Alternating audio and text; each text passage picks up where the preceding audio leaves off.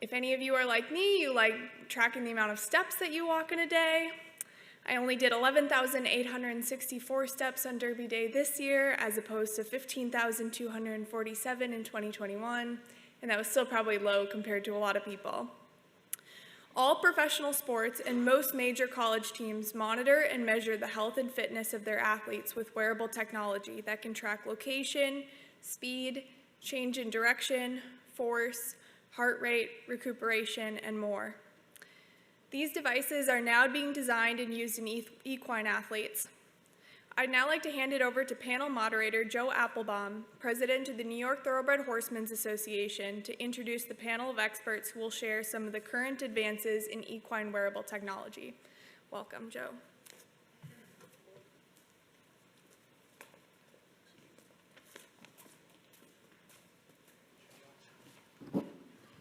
I think Anise stole my opening line. Can I get a quick show of hands? How many people here use an Oura Ring or a Fitbit or Strava? Strava's for biking, or Whoop for monitor your sleep, right? So people in internet land, there's probably a dozen people put up their hands. So the wearable technologies are becoming widespread amongst humans, and we have some experts here to talk about how we're going to deploy them in equine athletes over the next, hopefully, few years. So let me do a quick introduction. To my immediate left is Will Duff Gordon. He's the CEO of Total Performance Data. They're a leader in race sectional timing. How'd I do? Perfect, Joe. Okay. The man in the middle probably needs no introduction to this audience. Dr. Scott Palmer is the Equine Medical Director for the state of New York. He's well known for his research with equine athletes. And Valentin, I'm going to hopefully not mess up your last name, Rapin? Yeah. Okay, Valentin Rapin is the co-founder of Arioneo, a French company that has a product called Equimeter, which is widespread worldwide and rolling out here in the States. So what we'd like to do, and I'm going to start with Will, and we'll go from here. If you can give a brief explanation of what your product is, what it does, what you're measuring, and I guess some brief technical specs about how quickly it does that. Cool, thanks, Joe. And very good to be here, and thanks to the organizers of this event, Jamie and Matt and Kirsten. Normally they're the very, very talented yearlings looking out here, the potential superstars, which we're going to try and match up to, Joe, aren't we? Probably badly. So I set up TPD as a former racehorse owner. I used to work in financial technology in the city, and we're marrying kind of two things I knew a bit about, data and horses. Racing has a chance to sort of put devices on horses and have an unlimited use for that content, which gives racing a chance to kind of maybe overtake human sports where athletes will wear devices in training, but perhaps not in matches, or perhaps that data might not be shared with broadcasters in real time, whereas the content on the horse, the poor old horse can't vote against what he's carrying within reason, as long as it's light and safe. And so, yeah, we set out to work with Equibase from about 2017 onwards. We were also working in the UK to see if we could the Internet of Things could come to racing, and we could capture data that would help lift the lid on the mighty Thoroughbred. That's what I kind of try and do. In the States, we were set a pretty tough challenge of adding value to official timing, workouts, affordable graphics, and enhanced charts. And then we also wanted to create in-race wagering. So kind of like there's a huge set of challenges against all of those things. So it's effectively a GPS solution with accelerometers. We also now work with hybrid beams in order to help with the official timing. One of the big challenges in the racing here is the run-ups. If I could define the technological challenge in American racing in 2 words, it would be run-ups, but I think we've dealt with that now. So yeah, we're I guess, making great progress against all of those items using a GPS system, and then very low latency transmission of data over radio frequencies. Can you explain what that means for the audience, low latency transmission? Probably not. I'll try. So you're transmitting the data in real time for the benefit of in-race wagering, to put on the TV screen for the timing. So different ways you can transmit the data. Some use mobile networks, some use Wi-Fi, we use radio, but the idea being to kind of like have real-time data on what the horse is doing. Is that cool? Yes, latency, just substitute in American real-time. Speed. Yeah. Okay, Valentin, Arioneo and Equimeter is a little different. Can you talk about what you're doing, what kind of data you're collecting, who your clients are, and what it looks like? Sure. So we created the company in 2014, and so we are specialized in the development of a new technology to collect and analyze some health and performance data on the racehorse during training. And so our flagship product is the Equimeter. It's being used by more than 400 trainers and vets all around the world.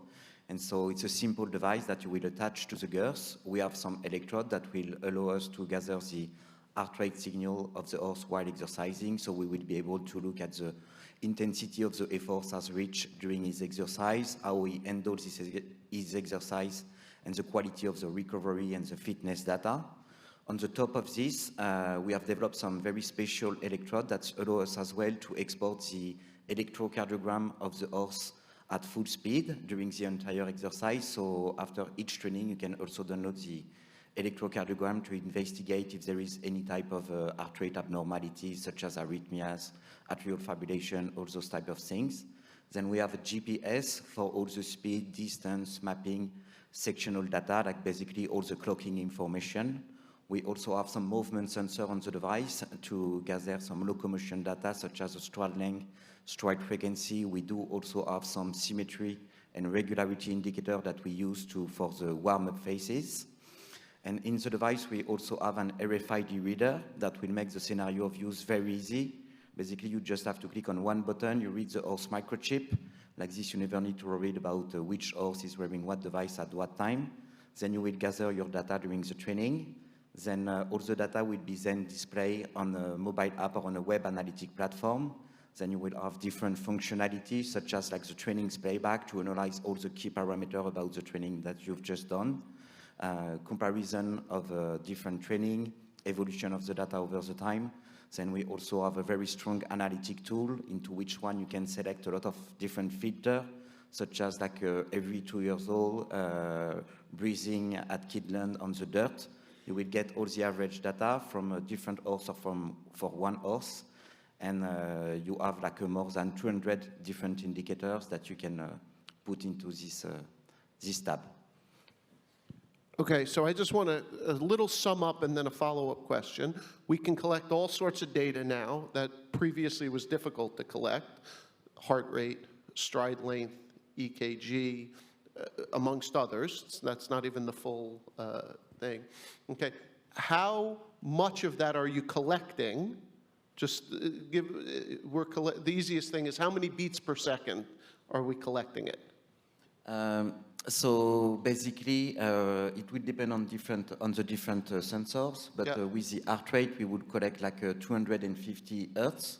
So right. it would mean like 250 data per second. Right. For the locomotion data, we will go to 120. And for the GPS we are using for training, we are just using 1 hertz. Okay. Will, any thoughts on your technical scale? Well, we've got 500,000 horse performances we're getting close to, so it's a very big set of data now. It's up to 10 updates per horse per second from the moment they're saddled to the moment they're unsaddled. So yeah, stride data, velocity data, position data. So yeah, there's a lot you can do with that set of content. And this is important. I heard the jockeys talk about weight.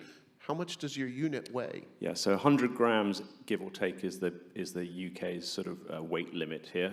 Okay. Probably similar here. So something we wouldn't expect to impact the performance of the horse, or? Yeah. Okay. So turning to Dr. Palmer. Dr. Palmer, we did a study in New York starting last summer using data from a different company, StrideSafe. Can you tell us a little about what you've experienced and some of the results you've seen? Can I have a slide filter? Absolutely. Any calisthenics in this?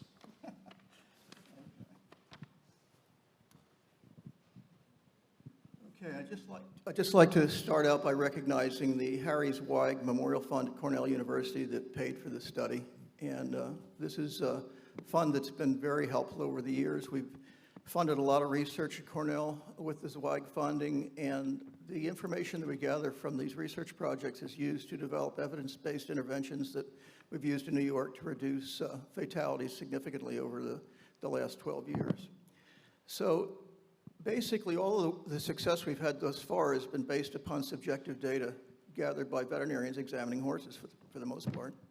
And a look at some epidemiologic tendencies and such have been helpful as well. But I think we are bottomed out pretty well in our ability to do that. And I think that we really need to use advanced technology to take another step forward to help us identify these horses that are at risk of injury.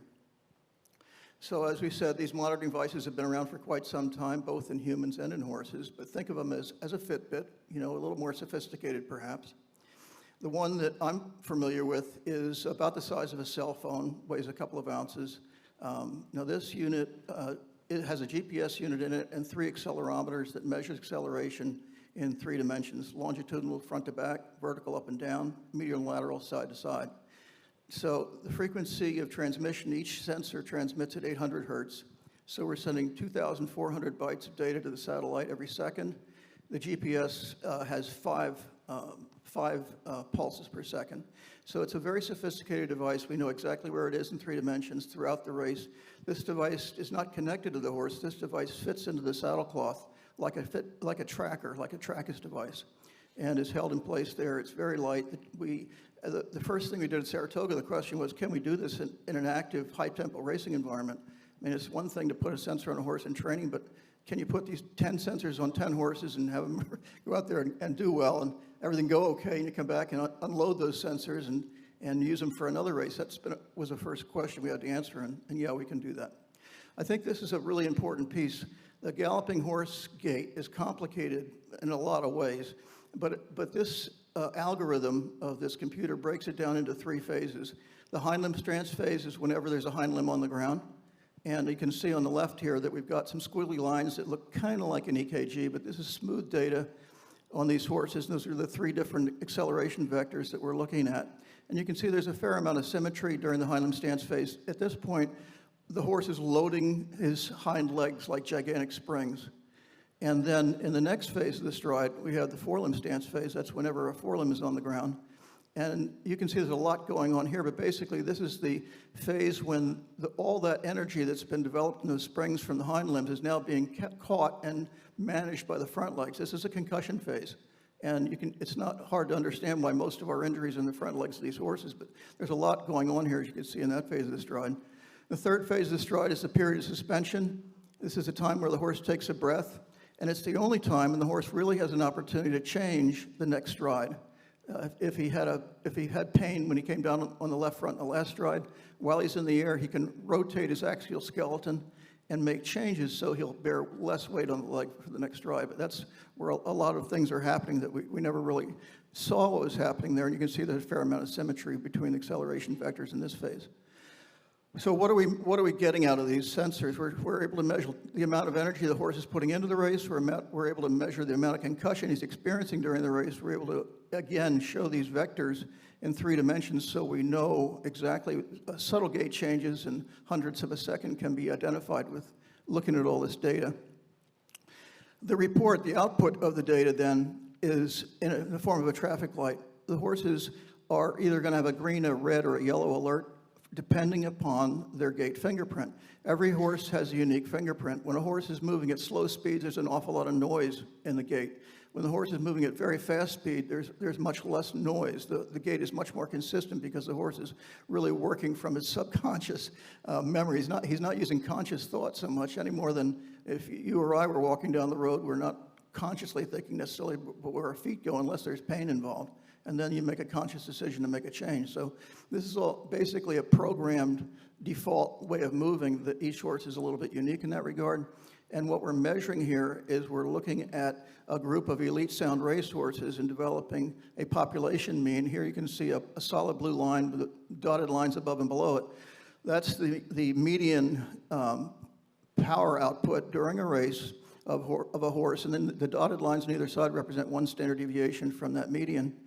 The green line stays in that range pretty much of the time, and that's a green light race. A yellow race is one where the line deviates outside that 1 standard deviation, and then that's basically between 1 and 3, and then if they exceed 3 standard deviations from the mean, we have what we call a red alert. Now that means there's something happening in this race that needs to be investigated. There's a change here.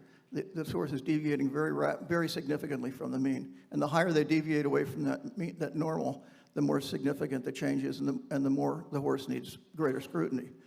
This was a very interesting case at Saratoga. We started in the middle of July, and we really didn't actually know exactly what our output was going to look like and how it could be useful. This was a horse that, in the total power on the left and the total vibration on the right, the pink line is the recorded horse in this race. The dotted lines and the blue line is the population mean from other horses that we had at Saratoga. And everything looks pretty good at this point for the race. These charts show a different story. These are the individual vector analysis accelerations, and the dorsiventral means that you can see this horse is well below the population mean throughout the race, and particularly so between 50 and 60 seconds into the race, he had a very low power drop there. In other words, his effort dropped away quite a bit at that point. In the second chart, where you see longitudinal vectors, you can see the horse accelerated pretty well throughout the race until, again, about 55 seconds into the race, there was a rapid phase of deceleration at that point. And if you look at the medial lateral chart, you'll see 2 very big negative peaks here where the horse was shifting his weight significantly out of balance, in particular around 55 to 60 seconds into the race. When I got this data, I didn't know exactly what it meant, and I called the trainer up. I get this data the following day. I called the trainer and asked him if I'd come take a look at the horse because I was concerned about him. And the trainer said, sure, come on over. I showed him these charts, and he said to me, I said, could you fill me in a little bit about how this horse came out of the race? He said, well, I guess you don't know what happened. And I said, no, I really don't know what happened. He said, well, this horse finished the race great. The jockey hopped off, and the trainer was there in the unsaddling area. Everybody was happy. He finished second place in a maiden special weight, 2-year-olds in Saratoga. And the horse was tagged to go back to the test barn because it finished second. And when it walked a quarter of a mile from the unsaddling area back to the test barn, when it got back to the test barn, it was fine. During the cool-out period in the test barn, it became lame. And it became so lame it had to be shipped back to the stable for evaluation, which point they examined the horse, radiographed it, and found the horse had developed an acute sagittal fracture of the 3rd carpal bone. And we could actually see that happen with the sensors. Keep in mind that nobody else saw anything. The jockey didn't feel anything. The trainer, everybody was thrilled about the way this horse performed.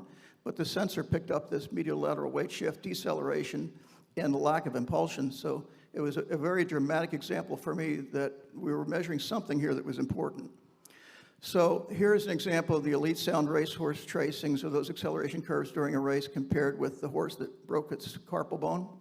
And you can see there's some pretty dramatic changes there. Now, how do you measure those changes? That's a computer algorithm that sorts that out. So the real question was, though, beyond the anecdotal information was, does this identify lameness? It certainly identifies gait asymmetry, but what meaning does it have? What does this all mean, and can we use it? Does it have value? So basically what we did a prospective study at Saratoga from July 25th through Labor Day. We had 7 high-speed exercise outcome variables that we followed for 4 months after the end of that meet. During that time, we had recorded 15 red alerts, 25 yellow alerts, and 91 green alerts. We did routine descriptive statistics in the Crusoe-Wallace test to evaluate those results, and this is what we found. First of all, the green are the green horses, the yellow are the yellow horses, the red are the red horses. The index that you see there is a combination of all those acceleration vectors, and we can see that there was a significant difference between the green horses, basically were within 0 to 2 standard deviations away from the mean. The yellows were between 2 and 2.5, and the reds were between 3 and 5, basically. And there was an enormous significant difference in this group. It was about 131 horses. So we found that 3 of these outcome variables were significantly different. First of all, the number of days to the next race was extremely significant. So the red horses did not make it back to race again for a significant period of time, more than the yellows and the greens. The other thing was that the red horses also did not complete as many races during a 4-month follow-up period. And finally, they also did not complete the same amount of high-speed furlong events and timed workouts. In the 4 months after these races, there was no significant differences between the yellows and the greens in terms of making it back to the races. However, between the reds and the greens, there was a significant difference, and there was also a significant difference between the yellows and the greens. Interestingly, only 40% of the horses that had a red classification were able to race at all for the next 4 months after the analyzed race, compared to almost 80% of the greens and the yellows. I thought that was powerfully significant. Obviously, the p-values in those numbers are fully instructive on their own value, but these were very significant data with a population size of 131 horses. So these sensors are practical and scalable. They're screening devices. They're not diagnostic tools, but they are screening devices that can detect subtle gait abnormalities, that is, subclinical lameness. None of these horses were lame before the race, obviously, or they wouldn't have been allowed to run. But we were able to see things happen during the race, and we were able to identify horses that were unlikely to make it back for a period of 4 months after that race. Now, a normal thoroughbred racehorse in New York runs about every month, 34 to 40 days. So if a horse is not coming back for 4 months, that's a really big problem, both from a standpoint of equine welfare and from the standpoint of economics for the trainer. So what we're able to do with this device is actually detect lameness in early stages to provide for timely intervention.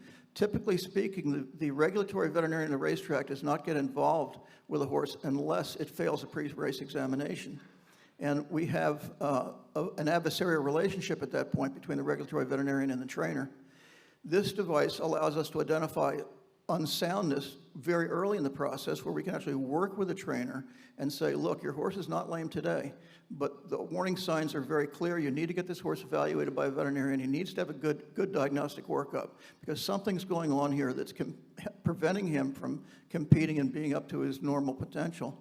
And so with that redefines the whole relationship between veterinarians and trainers. That veterinary client-patient relationship is enhanced by this device, because now you have a different kind of a conversation. Instead of saying you're not going to run today, the conversation is together, we got to figure out what's going on here, both from an economic and a welfare standpoint, so we can keep this horse in training and he can do well.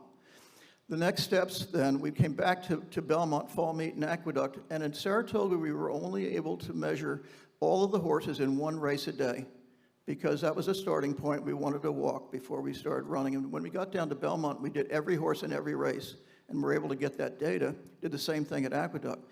Because we had now repeated measure opportunities, we have individual horse fingerprints as well as population fingerprints.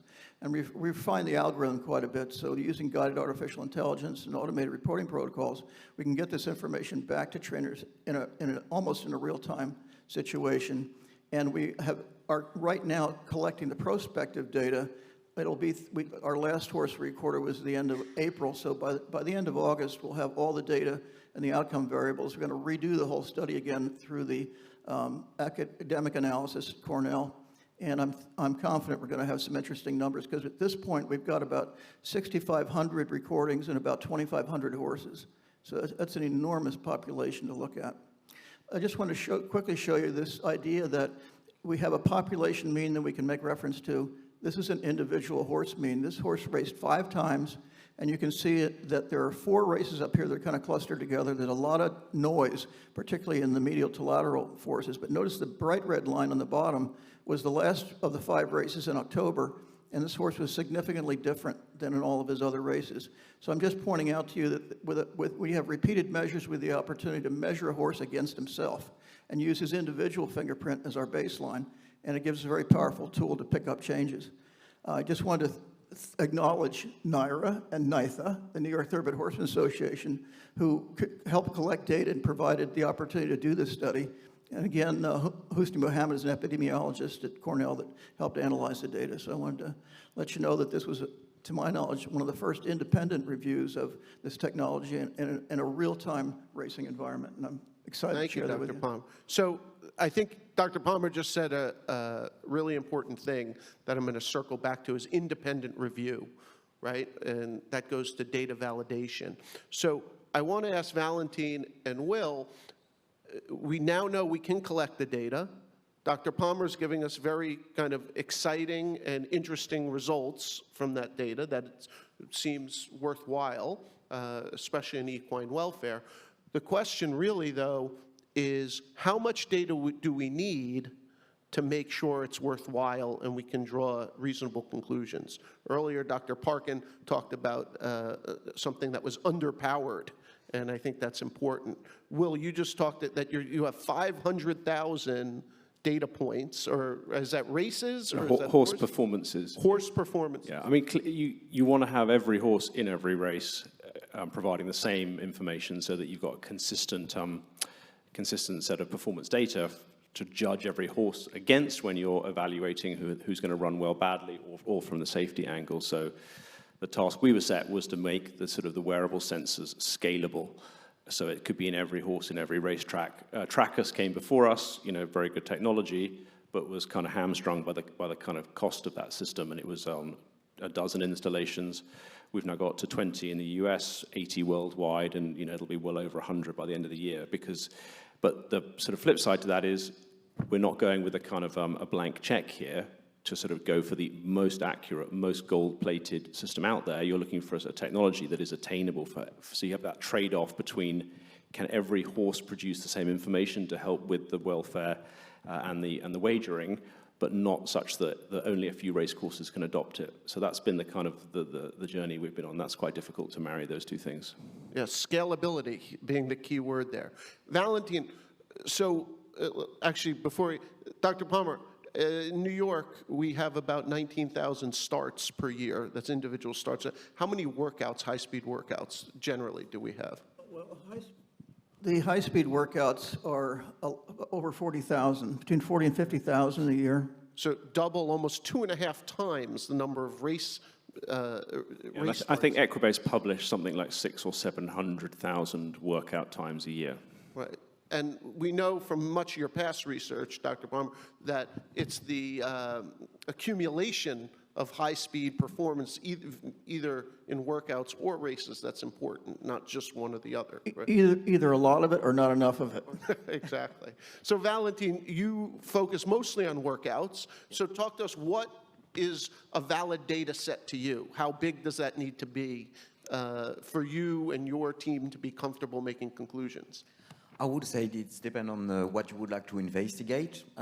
If you would like to investigate like the electrocardiogram of the horse during a workout, only one monitoring could be enough to identify something wrong. Then after, have the vet to have a closer look to investigate it.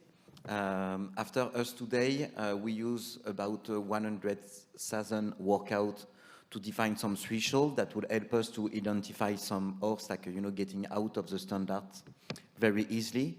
But we need to be very careful with the workout data because we need also to look at them in like an individual perspective, because from a trainer to another, they will have different way to warm up the horse, different way to make the horse, trotting or not just after the workout, etc.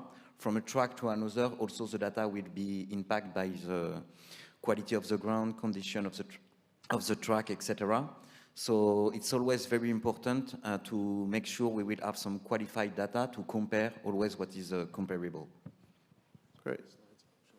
There's some slide. Do you want to talk through that slide quickly? That's Valentin's slide. Oh, yeah, sure. So that was just to put some image on the platform we have developed. So here, like, you have some example of the playback of the training, the different graphs you can find, some analytic tools, the mapping of the training, etc. And also something we wanted to tell you today, like, it's us, we are very enthusiastic about some research program. We have a lot of research and vet using our product today to investigate new things. So we have conducted ourselves a lot of validation studies, mainly for the electrocardiogram and investigation of the different arrhythmias, etc. So we are also able to provide all the raw data from our device to investigate like a new type of areas, like new things. Fantastic. So we have all this data.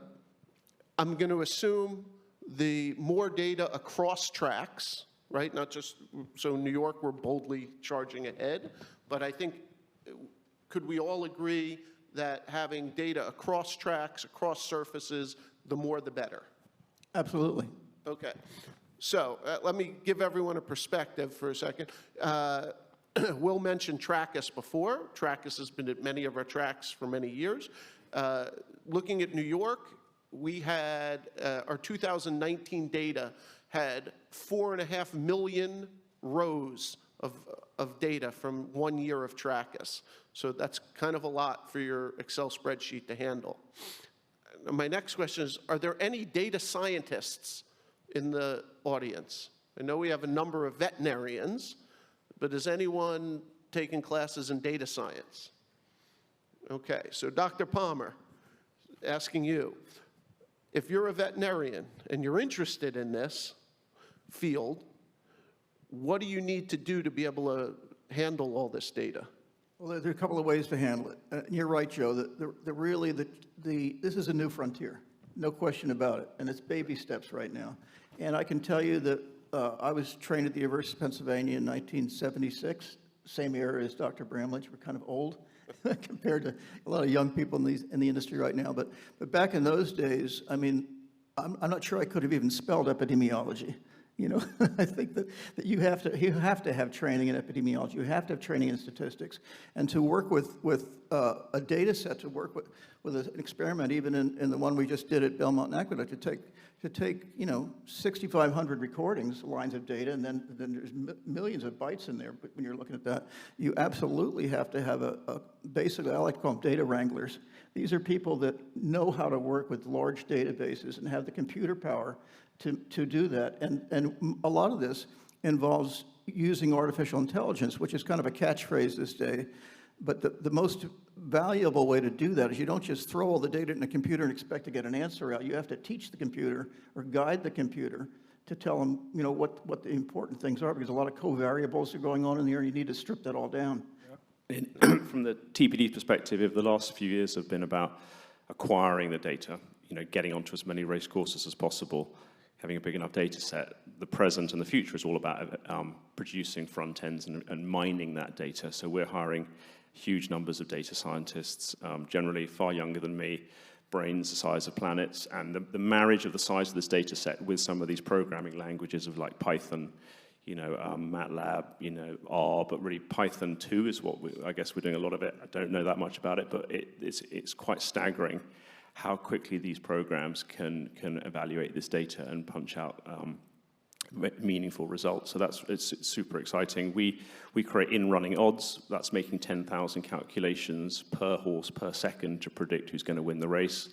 We can refine that model the whole time. So it's an exciting marriage of sort of computer science and programming with huge data sets, machine learning, neural networks, all those buzzwords that people use probably and don't really mean them. In this game, we're really using that machine learning the entire time. So racing is actually at the forefront, I think, of working with these big data sets. And anybody who's a budding data scientist, do get in touch with me, because we can never get enough of them. Valentin, are you looking for data scientists too? Yes, we have some data scientists into our team that are always there to provide some trainers, like all the training and the information they would need to use the data, to complete their feelings, their knowledge, etc., to complete the decision process, into their daily job.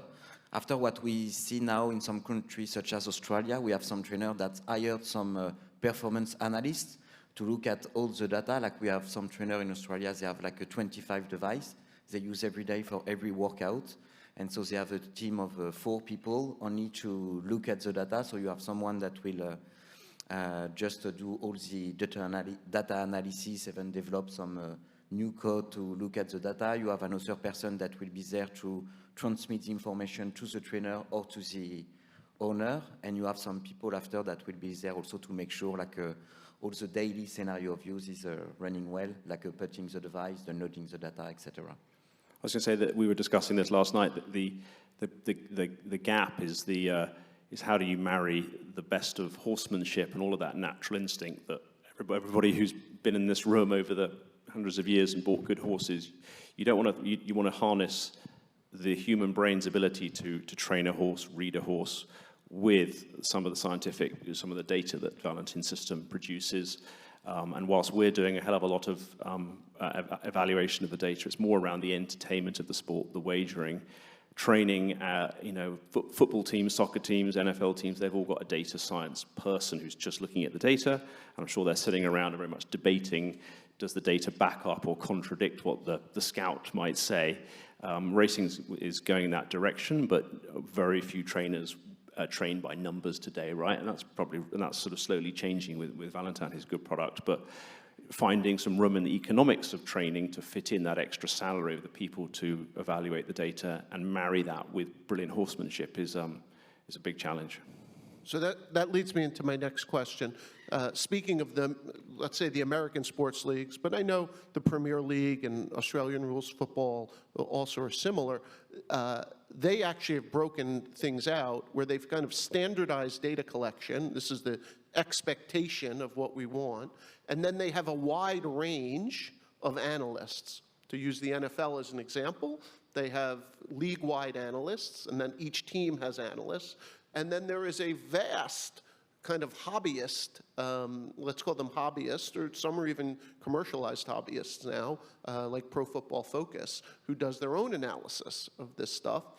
Dr. Palmer, what can we do to, A, standardize the information that we're collecting across all racing and training venues, number one, and then two, how do we encourage research, realizing that typically we've kind of had closed silos in this sport? I think that introduction of NYTHA is going to make a huge change here, because they already are requiring a lot of data, and it seems to me that right now the challenge is going to be to prioritize. I think it takes a village. We talk about reducing. I'm focused on reducing injury, and I think that and reducing fatalities, and there's almost everyone in this room is on that same page. So I think if we're going to, that needs to be one high priority. But having sensors on horses while they train and while they race, I think, is important, to be able to do both of that, because we can get a whole lot more data that way in a hurry. And I think that eventually, once the if we can all work together to get a really great database, that then I think there should be competitive opportunities, or at least much in the way that we have grant review processes right now at the universities and at the Grace and Jockey Club Research Foundation. I think that scientists around the world should be able to make proposals to have access to this data and use it. And I think that that's going to be our quickest way to get actionable data that we can do something with. Yeah, and one of our answers to that is to be somewhat agnostic to what hardware is producing that is on the horse at that track. So we receive data from 3 different tracking systems, standardize it so that when it goes out to scientists to evaluate for welfare or bookmakers or to create charts, they don't know that it's stride safe or McLeod or Swiss timing or GMAX. So kind of like we're sort of sitting on top of that, and we can sort of standardize and homogenize data so that the punter doesn't need to know the minutiae of what the sort of sensor was. It shouldn't matter. So I want to keep on this thread for a second. I want to thank our hosts, the Grace and Jockey Club Research Foundation.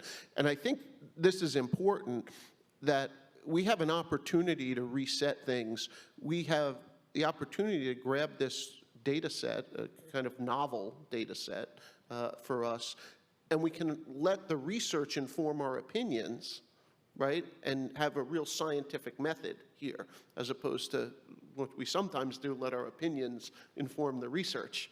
So could you talk a little about how we could go about encouraging academics, both within our sport and without our sport, and maybe there's ways we can find those people? I think it's really important to do that, and it's going to be a challenge. Right now, it's a challenge just finding enough veterinarians to fill the regulatory role, and to find veterinarians that will work at the racetrack. So that's our starting point. That's a pretty low bar. And now we've got to attract and incentivize people to do training in data management, or marry these groups together in a way that we can be productive. I think in the near term, it's a little late in the game to start training for this, but there are people around here that we can identify and pull together to start out with, and then you need to have programs developed that will incentivize growth. And you can go a long way by just having the data easily accessible with up-to-date APIs in modern languages. I think racing has suffered in the past by not having the cleanest data sets or our historic data has come in kind of great big bulk Excel files. It's if you offer, the modern formats, lots of APIs, lots of different types of feeds, good documentation, you'd be amazed how we can bring in more academics. There's an influx of people coming in from quant trading and financial markets looking to trade sports where good data sets exist. So if you provide it, people will come to it. Excellent. Will's giving us some excellent bullet points. I'm going to give you two. One is Python. If you are a young veterinarian or young and you want to get into this field, learn to code in Python. And the second one is API. Did you write a Monty Python joke coming from you, Joe, there? I have no Monty Python jokes, but I want to, Will, you want to show your presentation for a minute? No, don't worry, not to worry about it, but if it flashes up while we're talking, Okay. that's fine. I want to switch for a minute and focus to Valentin, because I've seen your interface that we saw on the screen a little while ago, and it leads me to a bunch of questions. Dr. Palmer kind of hit on it about working with trainers, right, to improve the health of their horse. Talk about your user interface and how do we get people to work with this data on a practitioner level, a vet at a barn, a trainer in his office. How do we do that? So first of all, it comes with a very easy to install hardware. That was our first topic. Like when we were doing our market studies, we were working with one of the top trainers in France, and he said to us, like, if your device takes more than 30 seconds to being set up on the horse, no one will never use it. So this is why, for example, we have the Rfid Reader. It's make it very easy for the trainer to use it on a daily routine, because you never need to read like about which horse is wearing what device at what time. So the data collection is very easy to do for them. Then for the platform, we have developed a lot of interpreted algorithm to highlight the key data for the trainer. So what we do most of the time, we have a first meeting with the trainer to define which type of indicator will be the most appropriate for him to look at to answer his main question. And after, the entire goal would be to always combine their feeling, their knowledge, their experience with the data and us, our job is to provide some objective data to take some decision at the end. And so this is why we are providing like a strong services with some people behind to analyze the data for them and explain to them like what does this mean? Because once they start to use the data to take the decision to be part of the race or not, or if you can find out an early pathologies, and so the pathologies will not get too bad, or if you choose to race longer because of the locomotion profile, for example, it is directly linked also to the return on investment they will get using those products. And so this is like a big part of the success. Right. Dr. Palmer, I know you pushed for the kind of, let's call it simplified red, yellow, and green system, but part of that is to make that understandable, right, for maybe non-technical users. No, exactly. The trainer doesn't need to know that his horse had a 3.5 standard deviation difference from the optimum. What he needs to know is, can I put that horse back in to go again? I've got a good chance of racing him right back, or is there something going on? I need to sort it out. I need to get a veterinarian to look at the horse. And it's part of that veterinary client-patient relationship that this is a tool that gets you into the process really early. But by the same token, though, I work from the numbers. I don't work from the colors. I work from the numbers of standard deviations, and that's where the research is done. So you have to have those numbers at one level to use the data most appropriately. But I think communicating it to a trainer, I have a letter that basically I created that says, your horse was just recorded, he's got a red alert, this is what this means, this is what it does not mean, and this is what you need to do. And I think that's actionable intelligence right now. So Will, in England or in Europe, often they scoff at time, right? And you have probably a lot of experience overcoming or attempting to overcome that bias. Can you talk to us a little about some of the things you've done or more analytic-minded people in Europe have done to... When we, that great fresh and time is for prison Yes. that came out from a champion trainer in the UK back in the day. Yeah, we definitely talk about tracking and not sectional timing. Because clearly we've got uphill courses, downhill courses, different surfaces, and so comparing sectional times between Doncaster with its soggy chips and Asker is not comparable. Although that's all can be adjusted for now in good coding and databases. So yeah, we think of it as tracking. It's a much wider data set. There's the safety angle, the betting angle. We think we're in the entertainment business. On the left-hand side there, you've kind of got the enhanced chart, so try and offer much richer per half furlong data, stride length, stride frequency per half furlong. On the right-hand side there, you're trying to summarize that for a whole new audience that doesn't want to talk about quarter mile times and speeds. They want to talk about who's got the top speed, who ran through the line quickest, who showed the greatest sort of ability to race near their max power. So we're kind of we want to keep the traditional audience happy with a good accurate timing, but also paint the data in new ways. So that's a winner of a horse at Ascot last week and some of his key statistics on the right. Live, the graphics, what's attainable for every track, and then live in running odds on the bottom left-hand side there. And then, what can you do to offer people in-race betting chances by looking at the velocity of every horse in real time, how they're racing against, par, top speeds, lowest speeds. Can we tell people who's kind of spent the most time walking around the paddock, which horse has been in the stalls the longest, little on the day kind of live betting tips.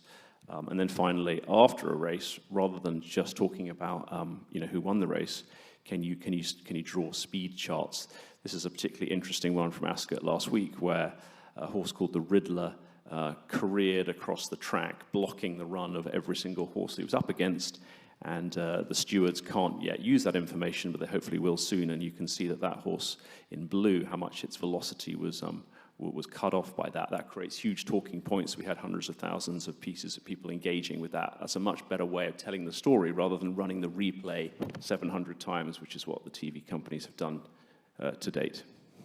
That's excellent. That last slide was excellent because I remember watching that race and watching him cut off a number of horses. So seeing it in that format is really validating. And then there's new types of bet. Some would say they're quite frivolous. They are a little bit frivolous, but a new audience that's going to come in, that's going to bet on NFL, it's going to bet on basketball and hockey. They want to maybe bet on who's going to reach the top speed, who's going to do the fastest final furlong, as well as in-race wagering. So yeah, we're spread across a whole number of fronts, and the question is, can we adapt our huge data set for a welfare point of view? Can it spit out some of the kinds of things that Dr. Palmer's talking about, as well as bringing more people into racing to engage with it? So I'm going to get back to that in a second. I just want to ask Dr. Palmer, so you've actually dealt with New York NYTHA-based trainers with this data, going to them and saying, hey, your horse may have a problem. What's the response been? Well, it's been kind of interesting. When I was reviewing the Saratoga results, I was tracking those horses in a progressive fashion, looking at what they were doing, and I would see a horse win a stake at Saratoga and then drop off the radar screen, and I didn't know what happened to him. So I'd call the trainer, who is now in Florida, and I'd say, by the way, I just want you to know, you won a great stake in Saratoga. I kind of thought this horse might go with you to Florida, but I haven't seen anything, recorded workouts, what's going on. I mean, the recording we have looks like he might have had a problem in that race. And there's a long silence on the phone for about 20 or 30 seconds, and then he says, how did you know that? He said, he's at WinStar right now. He's recovering from surgery. So the trainers they were initially very frightened of this technology because the word was out that if we got a red alert, Palmer's going to scratch your horse. And so after 5,000 horses, I said, how many have I scratched? None. That's not what we're doing here. This is an educational deal. And so I think the trainers are fairly consistently very, very supportive of it. They're very interested in the information you can give them. It's like a great piece of insight that they would not ordinarily have. There's rumors running rampant on the backside that aren't true? Shocking, just simply shocking. So Valentin, you work a lot with the trainers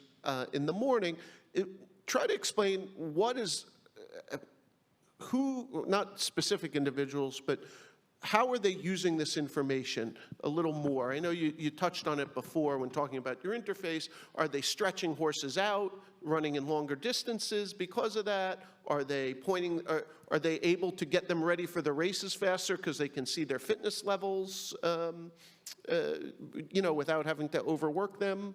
Sure. So each trainer will use a different angle most of the time to use the data. So first you have all the welfare and health aspect. For example, you will monitor your horse a few times. You will always do the warm-up phase with your horse, so you will know exactly what is his average heart rate during the warm-up phase. Let's say the horse is around 125 beats per minute every day. If one day you see the heart rate going up to 140, 150, it will probably mean there is something wrong that needs to be investigated, maybe a pain or something else. So you can contact your vet directly, or your vet can also have access to the data by distance to monitor those parameters for you. Then after you will have another very easy way to use the data. Let's say you will monitor your last workout before a race. You will know exactly what was the peak speed data, how the horse handled his maximum speed, for how long time. You will know exactly how many times the horse has spent into anaerobic zone, what was the level of the recovery, fitness data. Then you will have the locomotion profile as well during the workout. You will go to the race. If the race is going well, you are happy with how the horse ended the race. For the next previous work before the next race, you would be able to know 100% if the horse is back into the same good condition. I think I can help pay Valentin a compliment. It's really in the strike rate. So the trainers who have that huge extra level of insight tend to their horses are ready to rumble, and they have you have trainers with less horses punching above their weight with strike rates. I'd highlight somebody like George Bowie in the UK, very young trainer, less than 50 horses, got no right to be winning a classic race, with a horse that's been, or they're buying very cleverly horses in training, buying very cleverly at breeze up sales, and then training them with a level of precision that means that their strike rate is very impressive. So I think that's a... Yes, strike rate is pretty cool to objective the acceleration process of the horse. So when you look at the workout, you will find different acceleration profile. You will have some horse increasing both stride length, stride frequency. You will have some horse increasing only their stride length, or you will have some horse decreasing the stride frequency, increasing the stride length, for example. And so we use a lot the stride frequency to help just objective it. So it's very mechanical, but basically the highest the stride frequency will be at full speed. From a mechanical point of view, the less distance the horse will need to get to his maximum speed. As an owner, it helps you get that horse to the right distance with the right running tactic much more quickly. And in the UK, terrible prize money. That's less of an issue here. We dream of your prize money levels. Maybe it's not such a thing, but the transport costs, the inflation in training fees, transport costs, you can't be spending $500, $1,000 traveling to a race, and then you're going over like the wrong distance, or your running tactics are a little bit wrong, because that's just eating up potentially 8 weeks of feed and costs. And that's how we're burning too many owners in this game, is that we're not sort of going straight to the right tactics and the right distance. And if we can narrow the angles on that and keep more owners enjoying the racing experience, that's good for the whole ecosystem. So what I'm hearing is we have this data set, and there's a melding of its uses. There's equine welfare, the topic of this summit. There's performance. Maybe there's wagering, display, etc. In human sport, I guess I'm going to go to Dr. Palmer on this. In human sport, let's say in pitching in baseball, they found that efficiency of performance actually is highly correlated to injury prevention. And would you expect to see a similar result? I know we don't have that data yet, but would you expect to see a similar result here? I think in Little League Baseball, teenagers were suffering tremendous injuries from doing too much pitching. And the American College of Surgeons and the Little League did a study and figured out, if they just put some restrictions on how many pitches those kids could throw, the problem goes away. And so I'm confident that we're going to learn things from this technology that's going to help us in terms of not just trainers making individual decisions, but racetracks, karting races and scheduling races and things like that. I think it's got some tremendous potential for that too. One of the other things I wanted to mention about the data that we're getting from these horses is it also tells us a lot about the racetrack. In other words, while each population of horses has a fingerprint, so does every racetrack, and it's different. And so I fully expect when we see the data from Belmont and Aqueduct compared with Saratoga, we're going to see some differences in terms of quality of horses, the speed of the racetrack, the way the horses move over the track. And so, the horse for the course kind of data is going to be able to be quantified really accurately with this. That's the punters will be excited for that. Will, were you going to say something? No. Okay. Okay, this is my final question for you guys, and you can feel free to expand. I'm going to use an American baseball analogy. I'm going to start here with Will, and we'll work down the. What inning are we in? If you don't know baseball, we have 9 innings. What inning are we in? It's just too long, baseball. I can't watch it for that long. And the season never ends either. But anyway, I think we're now into the exciting big, I give a new analogy, big wide open space where we've got enough content now. It's about what we do with it. So I'd say we're over halfway. Is that an okay Over answer? halfway? Okay. But for baseball, that means there's Top years of the left. fifth. Top of the fifth. I'd switch that analogy to a racetrack, if I could. Fair enough. And I would say that we're well out of the starting gate, but I'd say we've got a long way to go. We're just, again, we're gathering some amazing data. We're analyzing it, but there's a lot of work that needs to be done to make this scalable across the country and to learn as much as we can from it. So I'd say we're probably entering the first turn. Okay, and let me follow up with you, Doug. As a researcher, as a veterinarian, as someone who's focused on this 24 hours a day, when we're sitting here 3 years from now, if your dreams were realized, what data would you have? What would we be talking about? Well, I'm going to, from a biased perspective. Yeah. Welfare. Well, Okay. yeah. I want a sensor on every horse that does a high-speed workout or a race. If he's going faster than a furlong in 13 seconds, I want a sensor on him. And I think if we can do that, it'll tremendously open up the opportunity to intervene. I think our fatality rates will drop way down, and our attrition's going to drop way down. Excellent. Valentin, So, yeah, what inning are we in? Or where are we on the track? That's easier. after hearing this, I would say as well, probably halfway. Maybe if we can do an analogy with the human sport industry, like a decade ago, we had no football player, no baseball players. They were wearing no device at all. The trainers and all the medical staff, everyone was a little bit reluctant at the very beginning. Now it's not even possible to imagine a human athlete being prepared for a professional competition that will appear in front of TV without wearing an heart rate belt and a box in the back to monitor all the biometrics and physical data.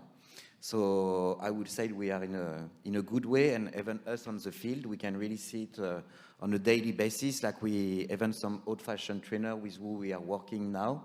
So it's very encouraging, and because it's a win-win-win agreement within all the different parties. Like the owner gets something out of the data, the trainer will get something with the data, the vet, of course, research institution, everyone has something to make out of the data. And as I said at the beginning, I think equine sports can overtake human sports because we can share the live data and the post-race data freely with broadcasters, punters, trainers, owners. In human sports, you've got that fundamental issue is that can you persuade or pay the athletes enough money to share their vital statistics in real time, or is it just going to be used in training? So that's what's super exciting, that the Thoroughbred story can be kind of like shared to whoever wants to tell that story. Okay, guys, thank you. I'm going to use my final minute to give you the Zealots pitch here, okay? I'm me being the zealot. There's not a human football player or soccer player at a professional level who's not using a catapult vest. At F1, the drivers all use gloves that track their heart rate and perspiration. Weightlifters are using push bands to understand their load. Human sport's about 10 years ahead of us on this. And as Will just pointed out, They have things like players' unions and privacy concerns. Not that we don't have things like privacy concerns and equity issues, making sure all trainers get access to this, and what are the security provisions on this data, and who owns the data, and all that needs to be knocked out amongst us. But we're 10 years behind, but we can catch up, and we should catch up. It's not just for the benefit of the betting public, but it's really for the benefit of these horses. It gives us tools and opens us up to people we've never been exposed to before who can truly help us. We're kind of a closed community. We're a small community in the sporting world, but this data and the sort of analysis that goes with it could really alter the trajectory of the sport. So let's all invest, right? We spend, right on this stage, we spend millions of dollars on horses, hundreds of millions in one session. And That's just your budget. yeah, sadly no. But, and to get people to invest in this technology, in the analysis especially, we owe it to the horse, we owe it to ourselves, we owe it to the industry, quite frankly. We need to spend dollars. Anyway. Thank you all. Thank these great panelists. And anyone else? No? Thank you, Chair. My pleasure. Denise?